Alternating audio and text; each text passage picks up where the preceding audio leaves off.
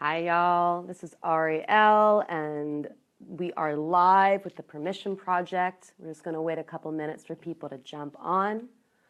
So, for those of you who don't know me, my name is Ariel Brown with www.arielbrown.com, mentor for women in the realms of sex, love, and magic. And today we're here with the Permission Project. Erin Beata, my partner in crime, is unavailable, so I'm going to be doing this solo. And every Friday at 10 a.m. Pacific Standard Time, we're having a conversation worth having in the realm of permission, different places where we can give us permission in our lives in order to be more free, more expressed, and really create the life that is uniquely fit to make us feel most fully alive. Oh my God, there's so many great people jumping on. We have Erin Beata, David McCalman, Mark Wench. Oh, I love it. So today we're talking about permission to craft relationship on your terms. And this is a topic that is near and dear to my heart because, in my opinion, how we do romantic relationship, how we show up in our relationships that involve sex, hi love, and love can really determine how we show up in every other aspect of our life.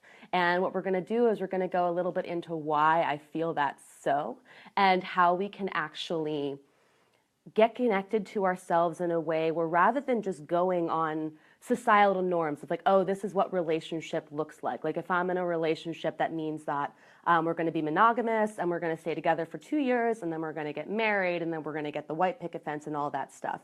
No, we're actually going to go into why it's important to craft relationship on your terms, how to actually do it in a way that feels fucking good and in integrity with who you are and what you want and need in order to be a fuck yes in relationship. And then for those of you who are interested in how to actually go through the process of crafting a relationship on your terms, at the end of this call, after we have some time for Q&A, I'm going to tell you how you can actually have an experience with me of crafting a manifesto that you can take into every relationship you go into, knowing that you are saying 100% yes and nothing else. Is there a process for relationship by design? I'll talk to you a little bit about it after Mark. It's kind of my own unique flavor of things. And in the meantime, build up your questions. Towards the end, we'll have Q&A, and I'll answer anything in the realms of love, sex, relationship, so basically anything. Okay. This is why I think relationship, staying connected to what you really want in romantic relationship and having this conversation is so fucking important. Because I actually feel like when it comes to love, when it comes to talking about sex, it's kind of marginalized. It's kind of stigmatized in our culture, and it's kind of made to not be a big deal. You know, I know for myself, for so much of my life, I was really embarrassed about talking about how deeply I felt in the realms of dating a guy. You know, I felt embarrassed about how much I thought about it. I felt embarrassed for how much little things meant to me. But the truth of the matter is, relationship, the practice of staying connected to ourselves while navigating romantic relationship is, in my opinion, one of the hardest things to do. And why is that? Because it's asking us to take the risk of being fully ourselves at the risk of losing love and losing affection and being rejected and abandoned. And in my opinion, everything that's wrong with this world really comes down to a simple matter of the fear of not being loved. Why do we want to have power over people? Because the opposite for some people is, oh, they'll have power over us and I might be abandoned or I might be hurt. So what would happen if we all truly felt that being true to ourselves was the most important thing and trusted that if we did that, that we would attract the right people into our life who are going to be so turned on by us being unapologetically who we are, as opposed to trying to fit ourselves into a mold of what somebody else wants, right? So think about this. Think about sex, for example. I don't know the statistic for how many people actually have deeply fulfilling sex lives, but I'm guessing it's somewhere in like 10% of the human population, and maybe less. Why is this? Especially in American culture, so many of us have such intense shame around our bodies. We have shame for our desire, and specifically our desire for pleasure. And we have so much shame around sexuality because it's just been made this taboo subject. You know, I feel like for women, the taboo around sex is you can't be a slut. Like, you can't like sex too much. You're going to have a negative, you know, people are going to talk shit about you. And for men, I feel like the taboo is like you're supposed to want to have sex with a lot of women. Well, there's nothing wrong with it, but it's more about fulfilling a quota than it is actually about being connected in the, you know, experience. And here's the thing. If we can let ourselves in the most intimate, most real, most raw, or men become intimidated. Yes, men can become intimidated when there's a woman fully in her power. Yes, that's very true, Jenna. So think about this. Sex is the most vulnerable, raw, real, naked experience that we can have. And think about what your life would be like if you knew that when it came to being naked and being fully open to receiving pleasure, knowing your worth, fully knowing your deservingness of pleasure so much that you can actually slow down enough to ask for exactly what you want, at the risk of the person feeling like you're too much, at the risk of the person not understanding, at the risk of the person not wanting to give you it. Imagine what that feeling would be in every aspect of your life if you just knew you were worthy and deserving of pleasure, you knew exactly how to get it, and you knew exactly how to receive it. It will extend out into every area of your life, from career to money to family to friendships. It's incredibly powerful, and it's brought me to the question that I've really been asking myself and looking at in my work with women is, how do we simultaneously stay in our power while keeping an open heart? And another way to ask this or kind of present this is I found that for a lot of women, and I think men can relate to this as well, is that we can either be in our power or be in love. And I think it's really easy to do one, not really easy, but it can be seen easy to do one or the other. Oh, yes, exactly, Meredith. I knew that you would understand what I was talking about. And the problem is, you know, this idea of power, this idea of being in our power often really means putting up really strong walls to prevent ourselves from letting anything in that might hurt us. So to me, yes, you can be powerful, especially when you're single. It's easy to be in your power when you're single. But then once actually someone comes in where the intention is to take down the walls and let yourself be seen and felt and risk having your heart broken because of the beautiful risk of actually letting your heart be fully filled up with love. How do we do both? Because to me, when we can be in our receptive power, when we can actually stay true to who we are without keeping the world out, because, you know, like, it can work. Like, yeah, you can be in your power and keep the world out, but that's not what we're wanting. What we're really wanting is genuine connection. What we're really wanting is to feel in our power and feel the beauty of everything that's available to us to feel. It's about taking down the walls, because that's where true power occurs from.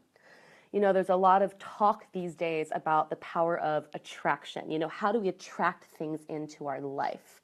And, you know, like, yeah, thinking positively, mantras, all that stuff works. But if we're not open to receiving and feeling pleasure on a body level, it's going to be very difficult to attract what it is that we want into our life, because we have no familiarity of what it actually feels like. So a really powerful way to attract what you want into your life, whether it's money, whether it's career, whether it's opportunities, is to get into the practice of really allowing yourself to receive pleasure, love, compliments in the form of romantic relationship, because your body starts to become familiar with what it feels like to feel good. In my opinion, pleasure is the ultimate affirmation that we are worthy to be here. If we say yes to receiving pleasure, it's this way of saying, like, yes, my existence here is solid. I deserve to be here. I deserve to receive pleasure. And when we make that agreement with the universe, when we make that statement that we are worthy of being here and receiving pleasure and owning it in all of our value, it's a game changer. So if we can do this in the practice of a romantic relationship, because it is a practice, this isn't something that you just master. And a big part of it is actually allowing yourself to get out of the way of your own judgment and moving from a place of judging yourself for where you're fucking up to actually becoming curious of what the patterns are that have you self-sabotage or have you push away love. I'm going to take some water because I'm talking a lot. And by the way, guys, for those of you who are just hopping on, we're going to have some Q&A at the end of this call. So if there's any questions you have, feel free to post them or save them for when we have the Q&A portion. And, the other piece that I want to speak on before going into, it's great. Yeah. How do we actually ask for what we want? That's great. But how, before we go into the how do we actually cultivate this as a practice in our life? Yes, get into the practice of allowing yourself to receive. Bam. So here's the big thing that I want to mention. The reason I am an expert in this work, the reason that I do this work is because this has been my deepest medicine in my life. And by medicine, I mean it has been the place where I have gotten the most worked and still do. I'm not perfect. I don't have all my shit figured out. And because I've gotten so deep into losing myself in relationship, and I've had such a commitment to staying in my power and keeping an open heart, I've really learned to navigate a lot of this darkness, which is why I'm able to meet people in so many places with such approval, such permission, and such awareness. And part of my frustration in the personal growth industry is that I feel like so many people are presenting themselves as, and this isn't anything wrong with the people, but we kind of live in a culture where we're trained to hide the places where we're messy. We're trained to, live in this culture in a way where we hide the places where we get fucked up, especially as an expert in a field or a public figure. And I really want to be in support of a new generation of leadership and mentorship where we acknowledge as leaders our own humanity and the places where we are still working it out and still figuring it out. Because once we start pretending that we have all our shit figured out, the universe is really good at smacking you across the face. Humility is so important. So I want to own that I'm passionate about this work because this is the work that I am committed to for the rest of my life. And I love working with people in this realm because it's juice for me as well. And I constantly get to be inspired by people saying yes to this work of really, truly being yourself in relationship, because it is not easy to be yourself in this world. There's this great quote, I don't know by who, but it's one of the greatest acts of rebellion is being yourself in a world fixated on trying to make you anything other than who you are. What would it be like if we actually chose to show up in our life feeling like we were already complete, feeling like we didn't need to buy anything, wear anything outside of ourselves? I think the world would be a very different place. And we can start this practice of changing the world by being willing to do the work and changing ourselves. That is where the real juice is. Beautiful. So for those of you who are just joining in, we're about to go into how do we actually get into the practice of being connected to ourselves so that we can both simultaneously be in our power and keep an open heart in romantic relationship. So the first step to really crafting relationship on your terms is to choose to be in your own body. And that might sound simple, but the truth of the matter is I would dare say that nearly 95% of the population is checked out of their body for some form of shameful belief of I'm too fat to be in my body, I'm too skinny to be in my body, I'm not buff enough to be in my own body, I don't make enough money to be in my body, I'm not worthy of being in my own body.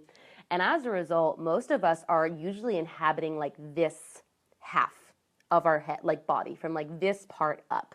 which in my opinion is mainly filled with especially if you're not in your body, it's mainly filled with stories about like why you're not good enough and a past version of who you are. We can only really change ourselves when we fully decide to opt into like being fully in our body. And here's the reason why.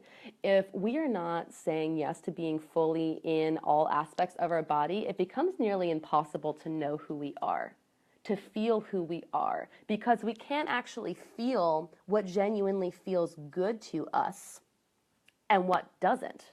We're only operating from story. And that becomes incredibly hard in romantic relationship if you're just operating in story.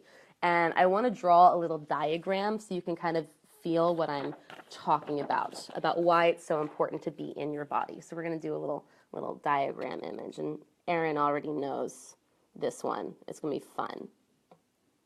So, So look at my two people. These are my two people.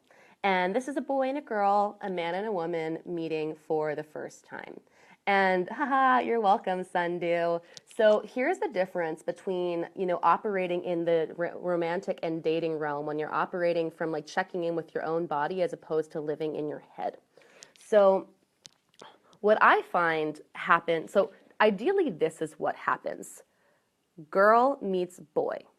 And girl, as she's, having conversation with the boy over here, she's constantly checking in with her own body on an energetic level and seeing, how do I feel as I'm having this conversation with this guy? Do I feel good? Do I feel safe? Do I feel open? Am I attracted? Am I turned on? And this is ideally what you are doing, because this allows you to actually be grounded in yourself, be grounded in your knowing, be grounded in who you are, and actually gives this person an opportunity to connect with the real you. The problem is most of us do not actually do this. Most of us, because we're so aware of what other people are thinking as opposed to how we really feel, the first energetic loop happens like this, meaning rather than being in our own body, we're sending out all these feelers to kind of read the mind and the experience of the other person. And some of the questions that might be getting asked are, does he like me? Is he attracted to me? Is he getting hard? Does he think that I'm ugly? Does he think that I'm stupid? Whatever. And the problem with that is that when we do this, when the first energetic like feeling loop happens by like running with the other person, we really abandon our grounding. We really abandon our own story. And one, it becomes really difficult from that place to actually attract anyone that we'd actually want to date. Because if we're trying to attract people from a place of abandoning ourselves, most likely we're not going to find a sustainable relationship with anyone that we're actually attracted to, because we're attracting people who don't want us to be in our bodies. And that might not even be on a conscious level, but it's like if you're abandoning your body, you're not actually going to be able to maintain like a real, true, like connected relationship with anyone. So does that make sense, guys? Does that make sense? It makes sense to me. So the first thing we actually need to do is stay connected to our own body. And holy shit, does that mean yes, Jenna? So the next step is we have to get clear on our personal boundaries. And that's only after that we are in our body. Because if we're trying to create our boundaries based upon stories in our head, they're not actually gonna like land for us. And by land, I mean that like, oh my God, like that is like, by boundaries, I mean your yes and your no. What are you a yes to? What are you a no to? And how do you operate in your life based upon those things? And if we are not in our body, it becomes very difficult to actually set real, clear, true boundaries that just resonate in like every inch of our bones. We need to feel it on a body level. This is how we connect to our power. This is how we connect to our truth. This is how we connect to our pleasure. We have to be willing to get clear on what the yes or the no is. And it's interesting because a lot of people, when it comes to setting boundaries, I feel like one of the biggest fears can be that, oh my God, but if I set boundaries, then I'm going to push people away. And to an extent, that's true. You're going to push people away who don't want to respect your boundaries. And you're going to push people away who don't actually want to be in connection with you, like with you. You know, there's a difference between having disconnected sex with someone and where it's like he's not or she's not actually aware of what's going on in your body. And then there's the experience of being intimately connected to someone's physical, emotional, like spiritual experience while you are in a sexual relationship with the person, because then you're actually creating together as opposed to just each person being off in their own experience, like it could just kind of get sloppy. So the more we're willing to really get clear in our yes and our no, the more we can actually trust ourselves to take down the walls and start receiving what it is that we really want. And this is a practice. And a big piece of this is to be able to practice figuring out what your boundaries are while doing your best to not shame or judge yourself for the process of getting clear on your boundaries. One of the biggest hindrances to personal growth is the shame and the judgment that we inflict upon ourselves for not being perfect. And I'm going to give you a straight up news flash right here. Like, you will never be perfect, except if you believe that perfection is the fact that we are human and imperfect and we are messy. So if we can actually look at this as a game, if we can actually look at this as, you know, a beautiful like exploration and story and exploration of like, how do we come more fully back to ourselves? And rather than looking at anything as a mistake or like, oh, I regret doing that, like, don't regret anything. Because if you didn't learn that lesson then, I promise you, you're going to learn it later. And the longer it takes for us to learn a lesson, the harder the punch is going to be. So if we can just be humble, if we can acknowledge our humanity and actually let ourselves have the practice of figuring out what our yes and no is, it can really change our life. How are you guys doing? I'm going to take a little coffee break sip. What are you guys thinking? I've got such great people on this call.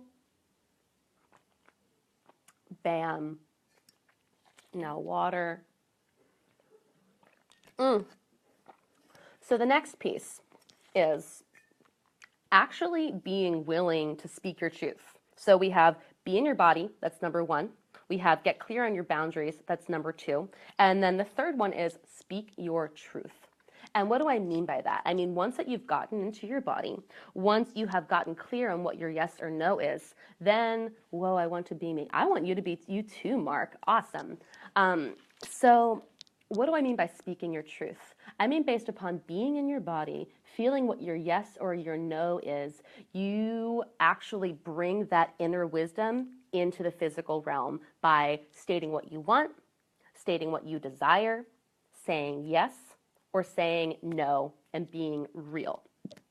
And this can be one of the most challenging spots for so many people. And this is kind of like the pivotal point and where I see a lot of people doing the spiritual bypassing. And by spiritual bypassing, I mean it's kind of like, oh yeah, like I'm doing the internal work and like I'm all happy and love and all these things, but they won't actually be real in their external reality, meaning they can feel all enlightened on the inside, but when it comes to actually being real with people in your life, especially when you know that what you're going to say might trigger or make other people uncomfortable, that's really where the rubber meets the road.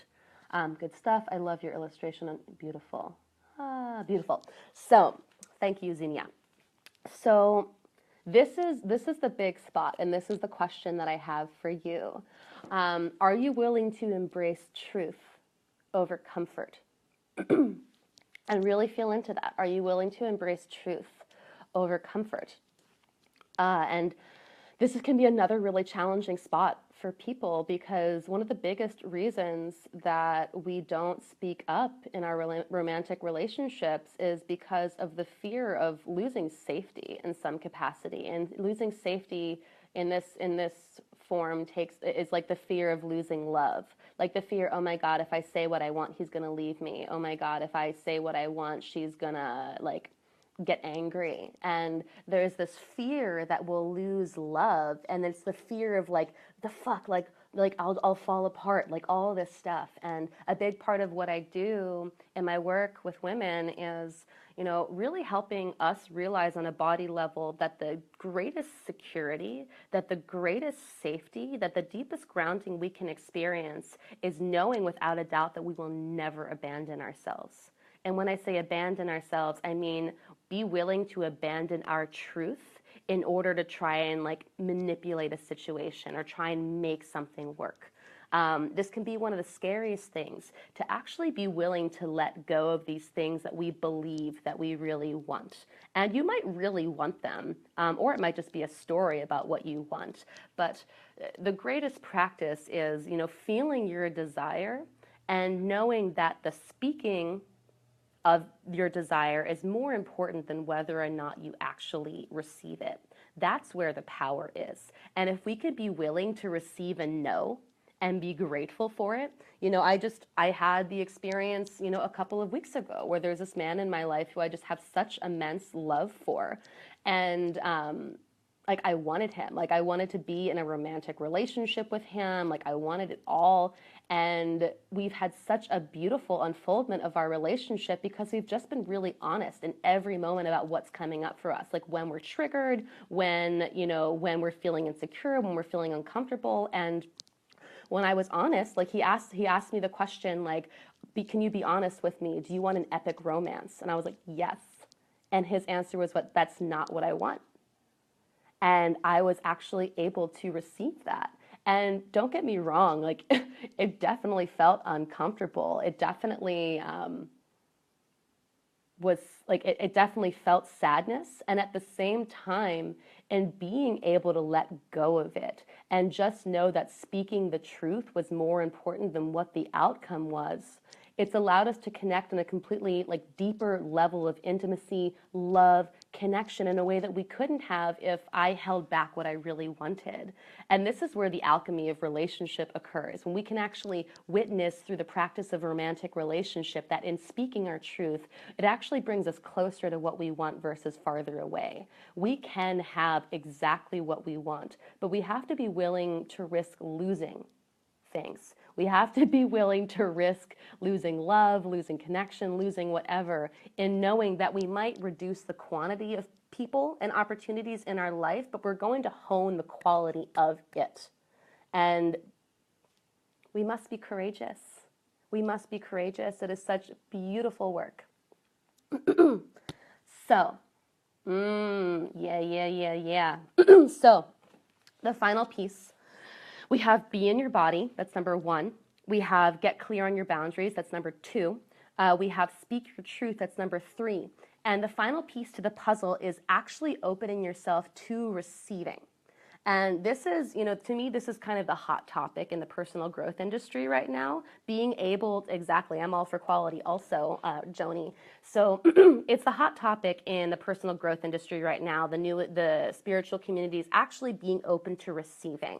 And that just doesn't mean like, oh yes, like when someone gives you a compliment, do you just say thank you? Or do you actually let that compliment seep into like every aspect of your body and just feel the beauty and the pleasure of receiving that compliment?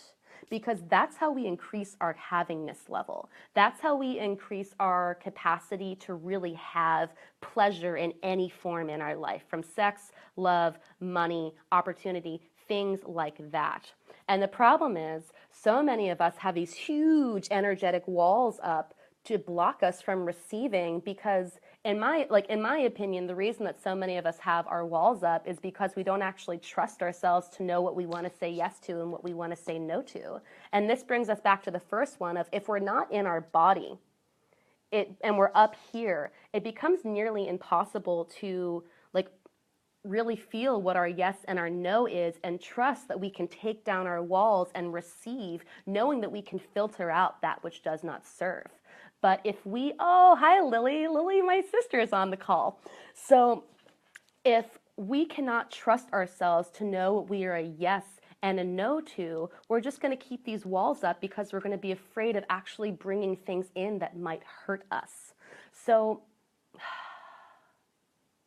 Expanding our capacity, yeah, thank you, Marissa. So expanding our capacity to receive and actually let in the things that we're saying that we want. Whoa, hi. And that's the cycle. So it winds up being like an energetic loop. So what happens is, it starts with receiving. Something comes in. Maybe it's a compliment. Maybe it's an offer like, hey, do you want to go out on a date with me? Hey, do you want to have sex? The next step is you have to actually be in your body to feel what's true for you. And then based upon your clear boundaries of what you're a yes and what you're a no to, because you've practiced it and you can feel the goodness or the not goodness, then you can actually choose to speak your truth consciously, meaning this is what I want, this is what I don't want, this is what I need, I'm a yes or I'm a no. And based on the speaking of that truth, because you're in your body and you know what you're a yes and what you're a no to, you can actually take down your walls and receive what it is that's brought to you. And then we keep doing this practice. And this is the thing that I'm just going to say over and over and over again, is that this is a practice. We don't get this right away. And especially when it comes to the receiving part, it's a gradual process. I'm not going to like hold a huge like fire hose up to your mouth and just like guzzle it down your throat. We slowly enhance our capacity to know who we are, attract more and more, hi Brendan, of what we really want into our life, and be able to receive more and more and more. And the biggest pieces here, again, are removing the judgment and the shame around not having all your shit figured out right away. This is a lifelong practice, and the more compassion we can give ourselves and the more playful curiosity we can really bring to this process, the better. And that's really where the magic happens. That's when we really start noticing like, oh, I just set a boundary and said no to this guy who wanted to date me, but didn't actually want to show up in the way that I wanted him to. And right when I did that, all of a sudden, all these men started coming in and they were just showing up exactly how I wanted to. And this is the magic that I am a proponent of. And by magic, I mean the ability to shape our external reality based upon our own internal alchemy. Meaning the more that we do our own personal work of getting clear on who we are, what we want, what we're a yes or no to, and being able to actually open up to receive it, we start attracting more resonant vibration, more resonant people, more resonant experiences into our life about who we really are. Bam. So let's see, I'm gonna do about 5 minutes of Q&A, and then I'm gonna tell you guys about the Craft Your Relationship Manifesto, so, or the opportunity to actually get this work on paper.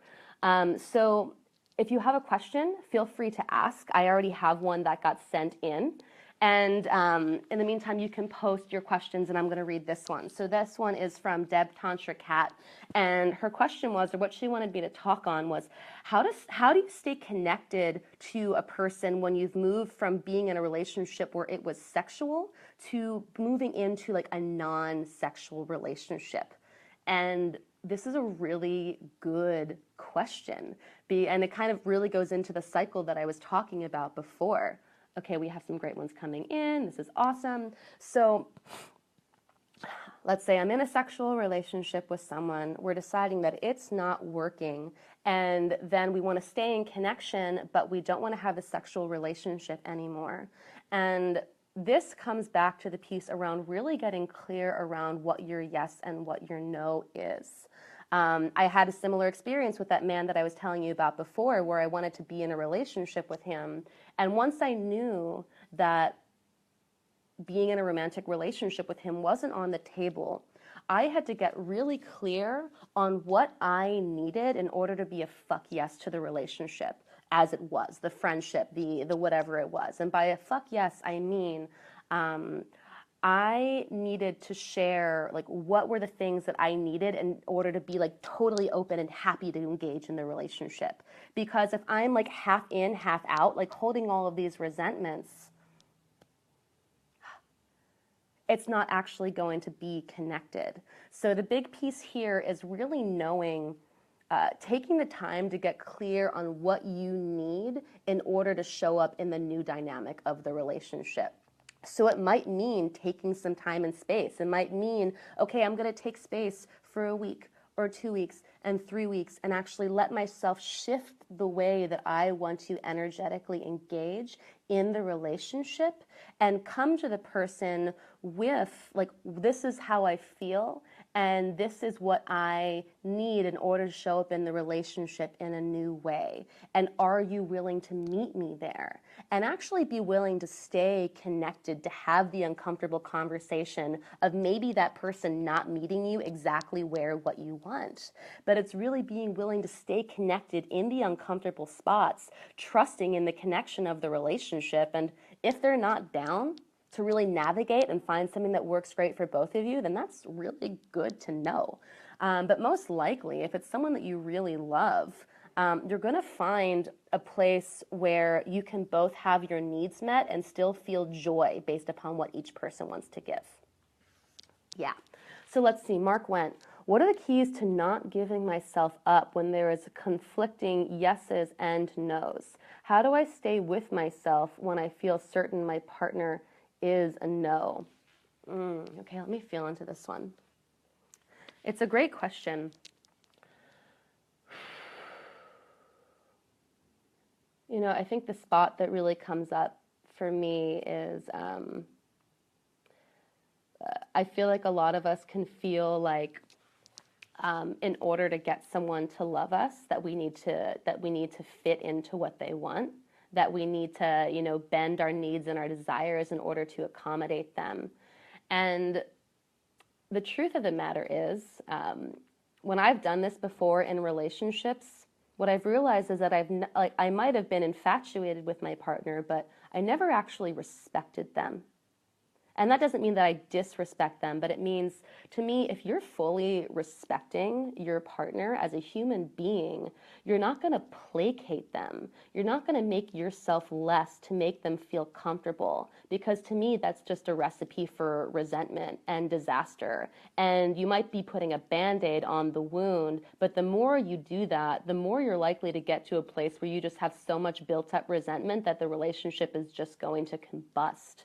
So what I would say, Mark, is do the cycle that I was telling you about. Like, really get clear on your own, like, energetic loop. Because the truth is, that's where your partner is truly attracted to you. How do you not hide? How do I encourage them to not hide or protect? You know what the truth is? You can't make anyone do anything. The greatest practice you can do to invite your partner to show up in their power is to show up in your power. And that can be scary because it can risk, you know, the stability of the relationship, but that's where you really need to trust, where you need to trust that the most important thing is staying in connection with yourself. Because ultimately, that's the only thing that's going to get you the relationships that you really want.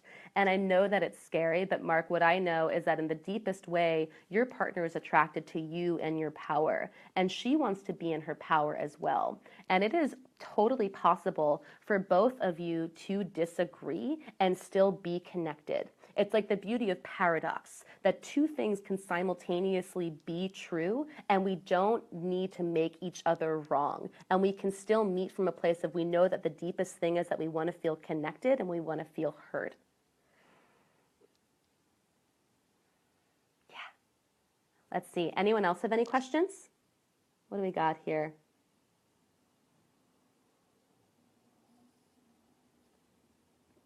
If there's not any more questions, then I will move on.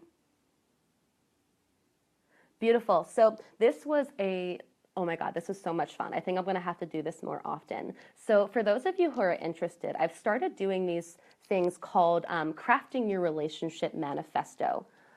Oh, okay. We've got one more. Okay, the last question is going to be from Joni, and then I'm going to go into what the crafting your relationship manifesto is, because it's so much fun.